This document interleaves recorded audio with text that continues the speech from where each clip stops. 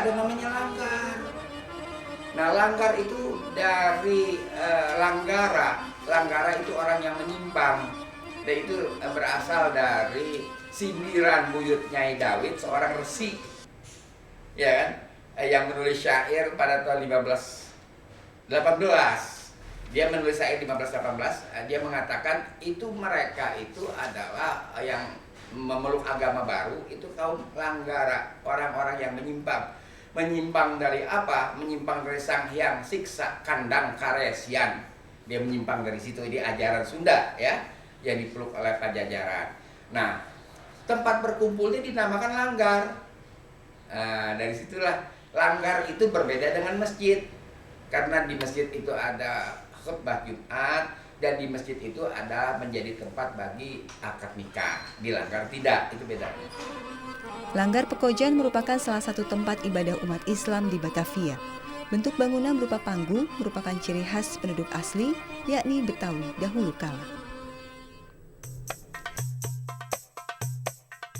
Selain langgar, masjid yang terhitung berumur ratusan tahun di Jakarta adalah Masjid Al-Alam Marunda di Marunda, Jakarta Utara.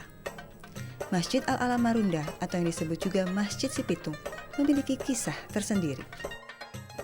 Ini masjid ini dibuat dari tahun 1640.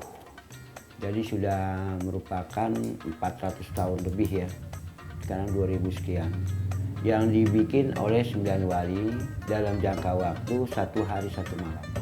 Kalau ciri-ciri yang mungkin bisa lihat nanti, itu ada tempat khotbah yang setiap hari Jumat ada khotbah, dan ada tempat pengimaman. Di situ ada 4 tiang aras. Yang tiang aras itu berbentuk dari zaman dulu gitu. Modelnya seperti buatan Belanda, temboknya besar, sanggaan daripada masjid itu. Ada 4 di situ. Satu hal yang membuat masjid ini terkenal, konon si Pitung, pahlawan Betawi zaman kolonial Belanda, pernah bersembunyi dan melakukan semedi di masjid ini. Hal lain yang membuat masjid ini terkenal adalah makam seorang ulama bernama Kiai Haji Jami'in atau dikenal dengan sebutan Kong Jami'in.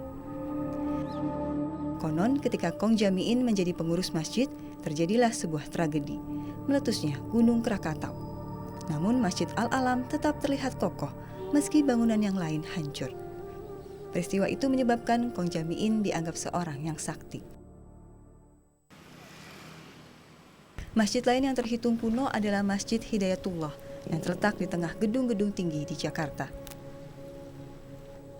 Apabila Langgar Tinggi Pekojan berarsitektur Betawi asli, Masjid Al-Alam Marunda mengadopsi Masjid Jawa yang dibangun pada zaman Wali Songo.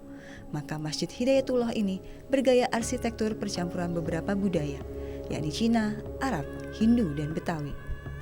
Saya kira inilah yang khas dari Islam di Indonesia, termasuk juga di Jakarta, bahwa Islam itu datang dari aspek kulturalnya sungguhnya tidak menampilkan sesuatu yang terlalu baru. Artinya Islam bisa mengadopsi budaya lokal gitu, bisa diadopsi oleh Islam, dan inilah kekuatan Islam gitu. Ya tentu saja kalau dari sudut akidahnya ataupun keimanannya ya sama. Rukun imannya 6, rukun Islamnya 5, tetapi kemudian dalam ekspresi kulturalnya Islam mampu mengadopsi lembaga-lembaga yang ada, model-model budaya yang ada, termasuk dalam ini arsitektur masjid. Masjid dengan arsitektur dari beragam budaya itu telah membuktikan bahwa Sunda Kelapa atau yang kini bernama Jakarta telah disinggahi banyak bangsa asing sejak dahulu kala.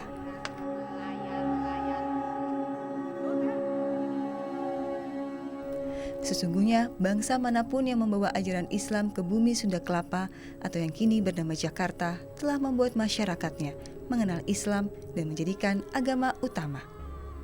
Islam datang tak hanya mengenalkan ajaran baru, namun juga budaya baru, yang pada akhirnya menjadi sebuah peninggalan penting bagi sebuah bangsa.